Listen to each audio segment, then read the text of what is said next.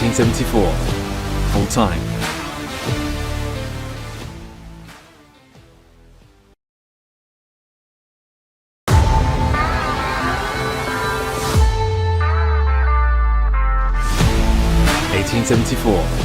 Full time. Hello, welcome to 1874 full-time, straight after the game as Villa headed to Stamford Bridge and won 1-0 as I predicted they would on other shows, but stayed clear of doing it on this channel because people give me stick whenever I predict Villa are going to win. My heart is still absolutely pounding from that 11 minutes of stoppage time. I think it was even more, actually, more than the 11 that it was first said that there was going to be. I was at a 101 RPM or BPM, whatever it is. But yes, Aston Villa have won at Stamford Bridge, back-to-back Premier League wins, which is absolutely huge, and that's what gets you up the table. Dean3 says that's the start of Watkins' goal-scoring run. Again, I said elsewhere that Watkins would score today, and he did. This is the kind of game that normally he comes alive for. Took his goal very well, reacted very quickly, and an instinctive finish, which I always think that's the best kind of finish for Ollie Watkins. He's better when he doesn't have time to finish, and he's took it very nicely in off the post. Chelsea were obviously down to 10 men. It was a red card, in my opinion, from Gusto. That obviously helped Villa, although we've seen previously under probably different managers that Villa don't always do well against 10 men. But I actually think the way the game was set that we would have won that game 11v11 anyway. Today, it felt a little bit more like the Villa away from home of last season. Still a relatively high line, but it felt like it was more difficult for the opposition to get through. And I felt a big part of that was Boubacar Kamara in the midfield. I think he hasn't quite been at his best so far this season, but he was up there with Konsa and Martinez today as man of the match, particularly in the first half. I thought he intercepted and broke up play really, really well. And if we get him bang on the money with Luiz, Villa will start to gain more control of games, win the ball back. As I say, I don't think Kamara's quite been at the level he was last season yet this season. So to see him back to that level today was really, really good. I thought in the first half, I thought we were the better team without being massively in control. I think Sanchez was the busier of the two goalkeepers. And then in the second half, you obviously have a bit more control, a lot more control, because Chelsea have got 10 men. We had the players to bring off the bench as well. I think the bench was looking a little bit stronger today. Nice to see Ramsey come on. It was a little bit worrying when he went down at one point, but he managed to come through it. And, having him as an option again, I think will be really, really important. Didn't think we were absolutely brilliant, but this is the thing with Villa. Some of the reactions when we lose a game are so over the top. Also, usually when we win a game, some of the reactions can be over the top. Villa did enough today. They were resilient. They did what they needed to do to get the 1-0 win. Peter Collins uses the term there, great, solid win, and that's exactly what it was. Just like when Villa lose a game, they're not utterly terrible, as some people would have you believe. When they win today, we weren't absolutely brilliant, but as I say, it's like going back to last season, that type of win, 1-0 away from home, clean sheet, Watkins scoring, doing enough, looking organised, as Chris Hardy's just said. That was what I called for before the game in the preview. This was what I wanted. I felt this would be a similar game to the game at Stamford Bridge last season, where we might ride our luck at times. And even with 10, to be fair to Chelsea, they created chances. They almost scored straight after we'd scored. That would have been very, very disappointing. Martinez yet again making some massive saves, but I felt Pau Torres is growing into that defence now. He made some nice contributions in their concert. I thought was absolutely brilliant today. The little block he made at the end when he stuck his leg out, that looks like it was going on target. So all around the pitch today, I felt like there was contributions made, but by the players without some of the forward players having their best game. But with Emery's team, you always fancy if we keep a clean sheet, we'll win the game because, 95% of the time, this Unai Emery team scores, and that's exactly what's happened today. You would expect now Watkins to go on a little bit of a run. Justice for me, because I've kept the faith with him in my fantasy football team, so it's great to see because I needed the points this week. But overall, just a solid away performance from Villa. Rarely do you go away from home anywhere and play the opposition off the park and come away and win the game.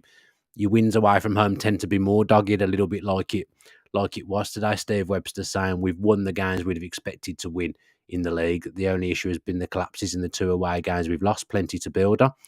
this is a great start to the season. It's almost gone under the radar because we did get pumped by Liverpool and Newcastle, but not many teams will go to Newcastle or Liverpool and pick up anything this season. Yes, the manner in which Villa lost the game in some ways was alarming. People were obviously concerned about Thursday night's defeat as well, but I always thought that would be a tough game, and we made 5 changes. Today, you're seeing Villa's best 11 go to it's not the greatest Chelsea team in the world. Probably a good time to play them because they've not had the best of starts to the season. I'd expect them to get better as the season goes on. A little bit low in confidence, not good in front of goal, and we've seen them be wasteful again today. So it felt like a good time to go there, a good time to have this game at Stamford Bridge.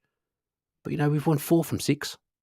I think if anyone had been offered 4 from 6 with our fixtures in the first 6 games, most people would have taken 4 wins from 6. We've kind of gone back to the Gerrard days of not drawing. We either win or we lose. But looking at the fixtures, that's a good start to the season, and we embark now on a run of games. Brighton will be tough next week, but generally the next few fixtures, I look at them and think they're good chances to build momentum. This is where we'll see what kind of direction Villa's Premier League season is going to head in. So overall, a real positive start to the season for me. I mean, we've got a graphic coming up on the screen now of the next 6 games. Obviously, there's cup games thrown in there as well at the moment, where again I expect that we'll see a little bit of rotation, like we did on Thursday night. But I said it was very important to keep the Premier League and the Europa Conference League separate, and that I thought Emery would do that. That's good to see the back-to-backs and get that momentum going. 6 points from Palace and Chelsea away. That's a good set of results, and we'll now play Everton on Wednesday and Brighton on Saturday with a bit of confidence, with a bit of momentum, and we're at the top end of the Premier League. 12 points from 6 games is a really, really good start, and I think because we've lost a few games, people are not realising how good our start is. So more than happy with the game today. I thought Chelsea were there to be beaten, and they were. There's the league table. Villa sitting in 6th at the moment. It's a really strong start to the season. Yes, they've lost to Liverpool and Newcastle, but many teams will. So overall, I'm really, really happy. Without thinking at the moment that despite that 12 points, I'm not sat here thinking we've been brilliant, we've played brilliant every game, because we haven't. But that game today has encouraged me because that's the Villa I remember away from home last season. The Villa at Liverpool and Newcastle, that they weren't the Villa teams that I remember in away games. Today was how I remember us being set up and looking in away games. And that game today kind of followed the pattern of many away games last season. I think of Southampton away, Chelsea away last season when we won, Spurs away. I think of some of those games where we kept clean sheets and we won 1-0 or 2-0. That was more like it today from Villa. That was back to being the Villa that I remember. Cliffo Player says that's the first game we've played this season where we haven't either scored 3 or conceded 3. Yeah, that's what I mean. It's back to last season's dogged defence, back to the resilience. Small Sean says Torres growing into it. Completely agree with that. I thought he was understated today, but was still very, very good. Got off to a rocky start with giving them the ball away with his right foot, but bounced back and had a really good solid game next to Conser. And the good thing is now, though, it'll do those two good keeping a clean sheet away from home. They're starting to build a relationship and build a partnership now, which takes time. I don't care what anyone says. You don't chuck 2 centre-backs together and they just pick it up with each other straight away. Conser and Mings have been Villa centre-half pairing. Is it 4 or 5 years now in the Premier League? They know each other's games inside out. They know each other's strengths. They know each other's weaknesses. The only way that relationship between Conser and Pau Torres will build up is by playing games together, and that's what they're doing at the moment. And they're starting to get the hang of each other now. Conser actually felt like he kind of took on a little bit more of the Mings role today, of being the one who was a bit more front foot. Previously, we'd have seen Mings be the one who was playing on the front foot, the one that was coming out of the back line and making the blocks. Conser's kind of had to take on a little bit of a different role now, because I always think the best 2 centre-back pairings, you think Vidic and Ferdinand. Ferdinand was more the Rolls Royce. Vidic was the blood and guts defender. Conser's kind of having to become that Tyrone Mings now, of being a bit more on the front foot, being a bit more aggressive, and that's what we saw today. And Pau Torres is the one sweeping up behind, using the ball. So yeah, I think that's a big thing for them too today, to get that clean sheet. They owe a lot to Martinez, who made some really, really good saves. Offside trap worked a little bit better today as well. Chelsea had some chances that were the flag was up for offside. Again, it wasn't perfect, but I just felt it was getting again somewhere towards what we were doing last season. And they threw on players. They tried to change things up as much as they could with 10 men. And 10 men doesn't always do teams favours. We've seen it previously with Villa, but I thought we made relatively light work of it. Probably could have got a second and didn't, and made the end of the game a little bit more uncomfortable than it needed to be. But again, Emery making subs at the right time. He didn't really touch the ball, but I love just having Dendoncker to bring on at the end of games. I think he just offers, he's perfect when you're trying to protect something and you just throw him on and teams are pumping balls in the box and you've got set pieces to deal with. I think having that extra bit of defensive nous and having that extra height in the team, it's really nice to be able to bring on. Tielemans came on and used the ball pretty well. It was brilliant to see Ramsey back on the pitch. We need to start building his minutes up starting on Wednesday now so we can get him back in the team, because I think he's going to be a real game changer. And then suddenly you're seeing that we're going to have Zaniolo to bring on. We're going to have Bailey to bring on, perhaps even McGinn and Ramsey themselves in some games. And we've suddenly got the option to change games when they're not going our way. But I think that game today probably played out exactly the way Unai Emery would have wanted it. Sometimes you need a 1-0, you need that clean sheet. And I think Villa needed that today. And I think that will stand us in good stead for the rest of the season. A few people in the comments going on about the ref, some questionable decisions, but he's made the right call ultimately with the sending off. I think didn't seem to want any stoppage time at the end of the first half, but then wanted all the stoppage time in the world in the second half. And yeah, just really, really pleased. I just wanted to jump on after the game and see what was going on, see what people were saying in the comments, give a little rundown of the game on my own. I'll do a proper pod. I'm not finishing this now, I'm just saying I'll do a proper pod with Greg tomorrow, baby pending for him. But at the moment, the plan is that Greg and I will do a pod in the morning together and look at the game in a little more detail. But just wanted to come on really now and have a little look-see, kind of getting into this, doing the solo stream. Didn't really think it was me, but people seem to be enjoying it, so I'm going to do it after the game when I can. Obviously, more likely away games because I don't go to every away game, whereas I'm at every single home game, so it's difficult to do straight after. A few people are asking me about the red card. I did say at the start I thought it was a red card. He got something on the ball, I think, but you can't go in around the ankle area, studs up like he did with that force. I think that was the thing that got him sent off. It was the force of the challenge. Luka Dean was very much in the wars in that game. Obviously got hit in the face and got a yellow card for being smashed in the face in the first half. You can't go around getting smashed in the face, Luka Dean. Not in the Premier League. That's a yellow card all day, obviously, isn't it? And I think it was a red. I think if a Villa player had done it, I think I'd be sat here saying the same. There'll be Chelsea fans that will try and say that it's not and that he got the ball. But you can't go studs up into someone's ankle with that force. Not in the Premier League nowadays. Not in football nowadays, really.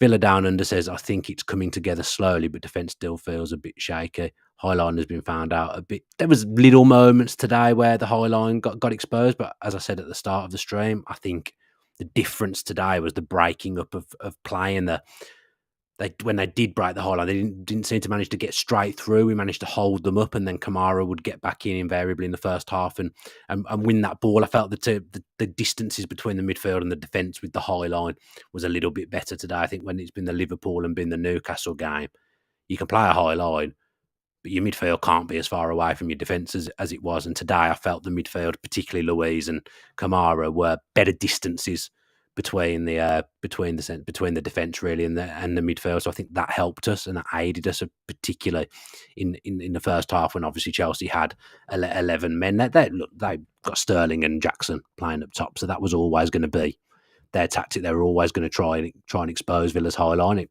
looks like Villa are going to go with that high line for the foreseeable if that's what Emery wants to do. I'm not in any position to argue with a manager of his class, but I do think there were some little tweaks to it today, which really helps. And I think Villa implemented that high line better today because the midfield was closer to the defence. Daniel Hughes agrees with me that was Kamara's best game so far this season. Him and Luiz were brilliant. It's just a fantastic partnership them too. Louise has grown into a sensational footballer since he's arrived at the football club. He always had the raw ability, perhaps not always used in the best position that suits his game naturally.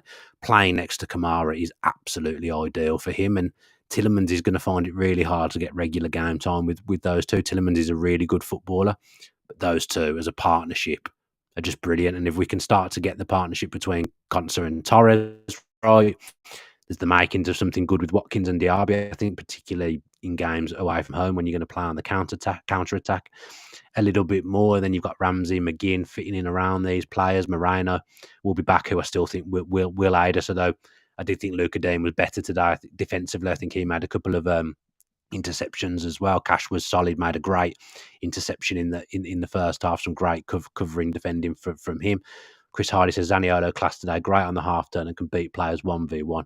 Up until Watkins scored, he could have done a job up top and we could have bought on Ramsey if needed. Zaniolo at the moment, it's just a case of getting his match sharpness back and getting his match fitness back. The raw ingredients of a very good footballer are there, and he's played to a high level, as we know, for Roma, and was hailed as the second coming of Francesco Totti, which is not something they do over there with lightheartedly. You know, that they'll have been saying that because of how well he was playing for them. So he's just building up his minutes at the moment, getting a little bit of momentum behind him. Emery's picking him. You know, big statement today for Zaniolo and for Emery to pick him away at Stamford Bridge. But I thought he acquitted himself really, really well again. He's going to be a good player for us. But there was many players who put in good performances today. I thought without anyone being absolutely sensational. I thought it was just a good solid performance. People carried out their roles well. I would say Konsa carried out his role well. Kamara carried out his role well.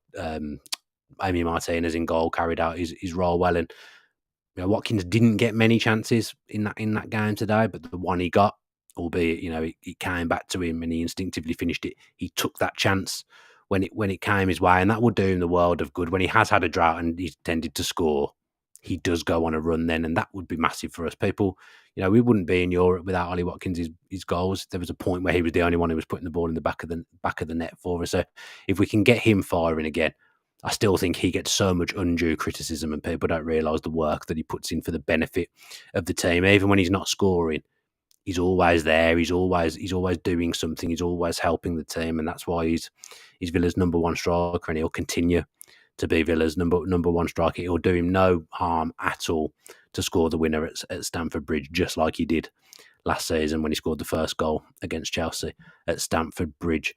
That's probably going to do me because I want to go and watch Sheffield United against Newcastle. But as I mentioned earlier, there will be a show with Greg and myself tomorrow to look through the game and talk things AVFC on 1874, the podcast. So watch out for that. If you'd not subscribed to the channel with your post notifications on already, please, could you do that? Because it does really help the channel grow. It makes sure the videos pop up elsewhere for people who might not be familiar with the channel. So if you could do me a favour and you're enjoying the fact that Villa have won, please go and subscribe with your post notifications on. Give the video a like as well if you enjoy the fact that Villa have put in back-to-back Premier League wins. Give the video a like for that reason, not because you've liked the video. I just want you to give the video a like and leave us a comment as well. Leave me some comments and I'll have a little look through later and reply to some. Do you agree with what I've said? Do you not? Please let me know in the comments. Thanks to Adam for jumping on and producing. Watch out for the show tomorrow. Have a good rest of your Sunday and enjoy the Newcastle game if you're going to go and watch it like I am up the Villa.